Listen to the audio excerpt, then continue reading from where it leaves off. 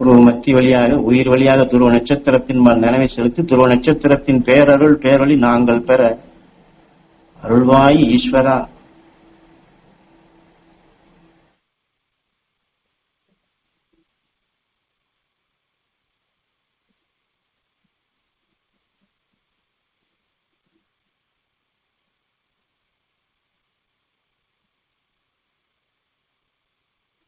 துருவ நட்சத்திரத்தின் பேரருளும் பேரொளியும் எங்கள் இரத்த நாளங்களிலே கலந்து எங்கள் உடல் முழுவதும் படர்ந்து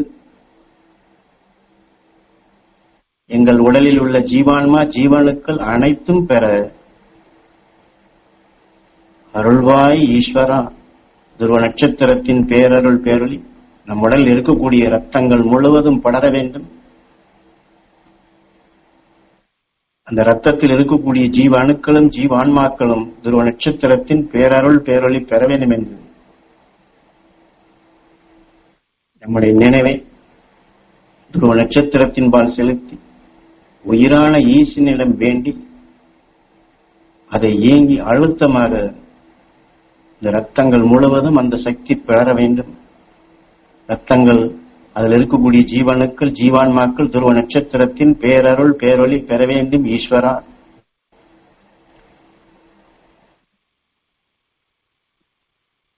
நம் உடலுக்குள் எந்த ஒரு மாற்றம் சிறிதளவு நாம் மாற்றம் வர வேண்டும் என்று விரும்பினால் நாம் தியானிக்க வேண்டிய முதல் படியே இதுதான். நம் ரத்தங்கள் வழியாகத்தான் நம் உடல் இருக்கக்கூடிய சகல அணுக்களுமே எல்லா அணுக்களும் அதாவது அணுக்கள் என்று சொல்லலாம், ஜீவணுக்கள் என்று சொல்லலாம், உயிரணுக்கள் என்று சொல்லலாம், அல்லது ஒவ்வொரு உறுப்பையும் சொல்லி அந்தந்த உறுப்பை இயக்கக்கூடிய அணுக்கள் என்று சொல்லலாம், நரம்பை இயக்கக்கூடிய அணுக்கள் என்று சொல்லலாம், அல்லது இந்த உடல் இருக்கக்கூடிய அத்தனை உறுப்புகளையுமே தன்னுடைய வசப்படுத்தி இயக்கக்கூடிய சிறுமூளை பாகம் என்று கூட சொல்லலாம். ஆனால் எல்லா அணுக்களுக்குமே இந்த இரத்தத்தின் வழி எதை சுவாசிக்கின்றமோ அதுதான் போய் உணவாக சேருகின்றது. இந்த சிறுமூளை உடல் இருக்கக்கூடிய உறுப்புகளை இயக்கலாம், ஆணையிடலாம், பல வேலைகளை செய்யலாம். ஆனால் அந்த அணுக்கள் இயங்குவதற்கும் இந்த இரத்தம் தான், இதில் நாம் சுவாசித்த உணர்வு தான் அந்த அணுக்களுக்கும் போய் சேருகின்றது. அதனால்தான் நம் உடலிலே நல்ல மாற்றம் வர வேண்டும், ஒரு நல்ல உயர்ந்த நிலைகள், ஒரு புது, அதாவது இப்படித்தான் வர வேண்டும், இதுக்கு முன் இப்படி இருந்தது, இனி இப்படித்தான் இந்த நல்ல நிலை பெற வேண்டும் என்று ஒரு புதிய அந்த நல்ல பாதை, வெளிச்சமான பாதையாக நாம் எப்படி எண்ணி இயங்குகின்றோமோ அதைத்தான் குருநாதர் நமக்கு துருவ நட்சத்திரத்தினுடைய பேரருள் பேரொளி நம் ரத்தங்களிலே கலக்க வேண்டும், அதில் இருக்கக்கூடிய ஜீவான்மா ஜீவனுக்கள் பெற வேண்டும் என்று இந்த தியானத்தினுடைய முக்கியமான நோக்கமே அதுதான். இந்த ரத்தங்கள் முழுவதும் துருவ நட்சத்திரத்தின் பேரருள் பேரொளி பெற வேண்டும் என்று உயிரான ஈசனிடம் வேண்டி குரு சொன்ன இந்த பதிவை நினைவு கொண்டு வந்து அதில் அழுத்தமாக நினைவை செலுத்தி அந்த சக்தி பெற வேண்டும் என்று எண்ணி ஏங்கினால் நம் ரத்தங்கள் முழுவதும் அந்த துருவ நட்சத்திரத்தினுடைய பேரருள் பேரொளி அந்த உணர்வுகள் இணைந்து அந்த துருவ நட்சத்திரத்தின் பேரருள் பேரொளி கலந்த இரத்தமாக, அந்த ஒளியான உணர்வுகள் கலந்த இரத்தமாக நம் உடல் முழுவதும், உடல் உறுப்புகள் முழுவதும், எல்லா அணுக்களுக்கும் இது உணவாக போய் சேருகின்றது. ஆக இந்த உணர்வோடு நாம் தியானித்தால் உங்களுக்கு அந்த புது உணர்வு, ஒரு புத்துணர்ச்சி ஏற்படும் என்று இதையும் வாக்காக கொடுக்கின்றார்கள்.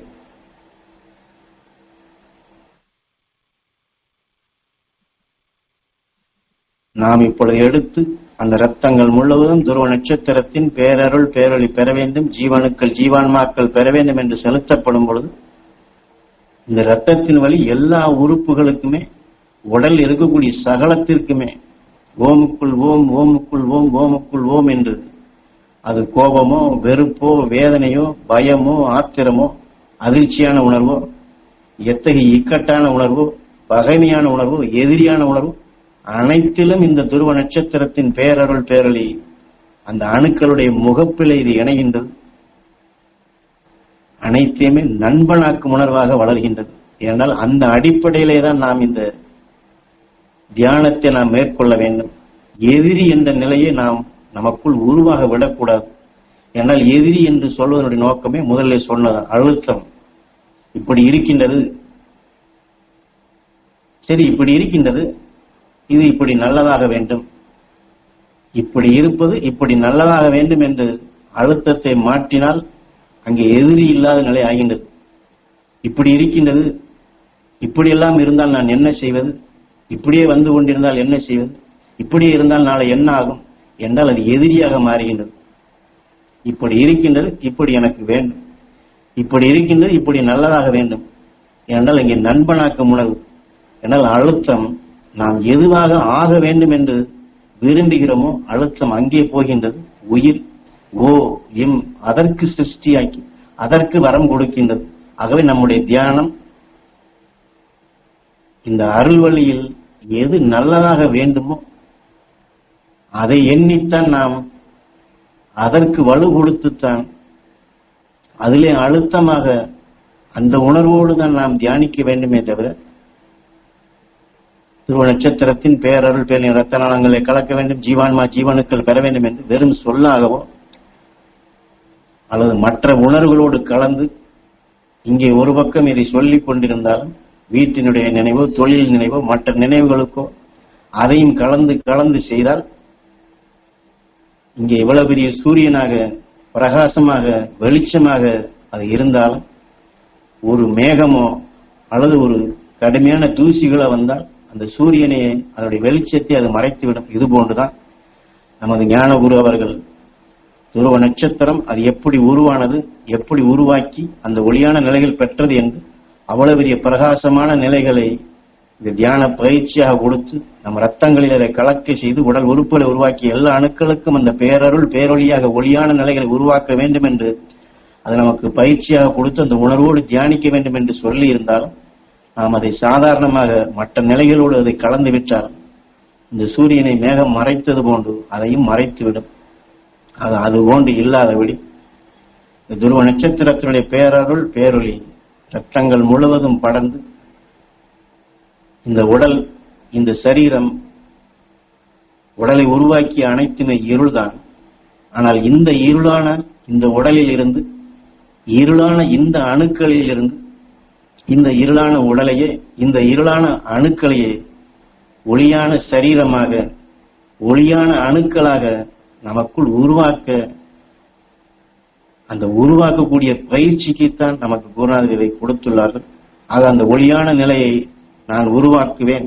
என் உடலில் இருக்கக்கூடிய அணுக்கள் அனைத்துமே அது வேதனைப்பட்டதோ அதிர்ச்சி அடைந்ததோ நோயாக உருவானதோ அல்லது என் உடலிலே ஆவியாக பேயாக இருக்கின்றதோ என்றெல்லாம் பாரபட்சம் இல்லாதபடி போகர் சொன்னது போன்று புவனேஸ்வரி ஆக இந்த பூமிக்குள் உருப்பெற்ற சக்திகள் அனைத்தையுமே புவனேஸ்வரி என்று வணங்கியது போன்று ஆலயத்திலே காட்டப்பட்ட விநாயகனை வணங்காது நீ சென்றால் பலனில்லை என்று சொன்னது போன்று இந்த உயிரால் உருவாக்கப்பட்ட இந்த உடலை இந்த நாயகனை இவனை நாம் வணங்கி இந்த உடல உறுப்புகளை உருவாக்கி எல்லாவற்றையுமே வணங்கி அது அனைத்திற்கும் எல்லா அணுக்களுக்கும் அந்த துருவ நட்சத்திரத்தின் பேரருள் பேரொளி கிடைக்க வேண்டும் என்று நாம் ஏங்கி ஆசைப்பட்டு அந்த எதிரி என்ற நிலையை எதிர்ப்பதம் என்ற நிலையை இல்லாதபடி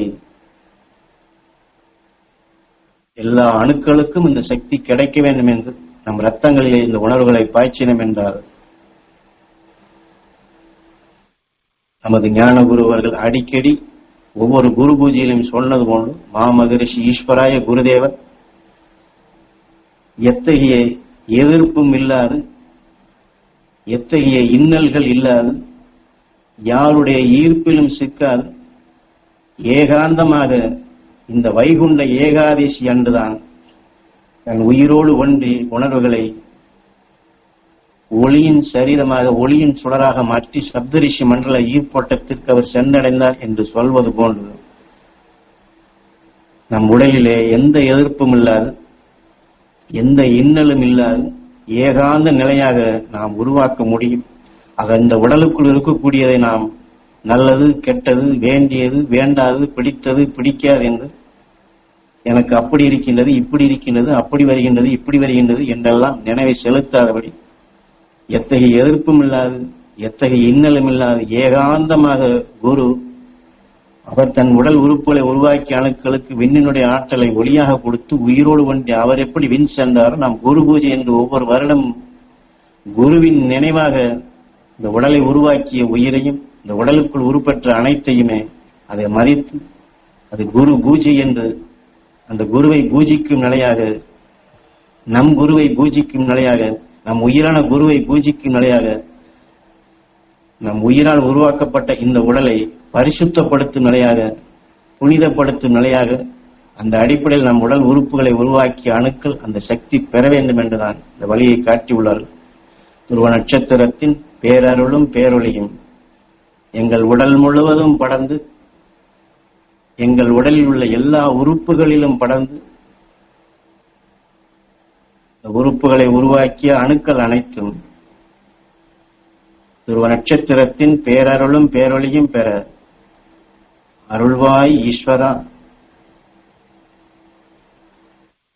இரத்தத்தின் வழி நாம் முதலில் தியானித்ததை இப்பொழுது நேரடியாக நம் உடல் உறுப்புகள் முழுவதும் கண்ணின் நினைவை செலுத்தி அந்த உருவாக்கிய அணுக்களும் துருவ நட்சத்திரத்தின் பேரருள் பேரொளி பெற வேண்டும் என்று நம் உயிரான ஈசனிடம் வேண்டி ஏங்கி தியானிப்போம்.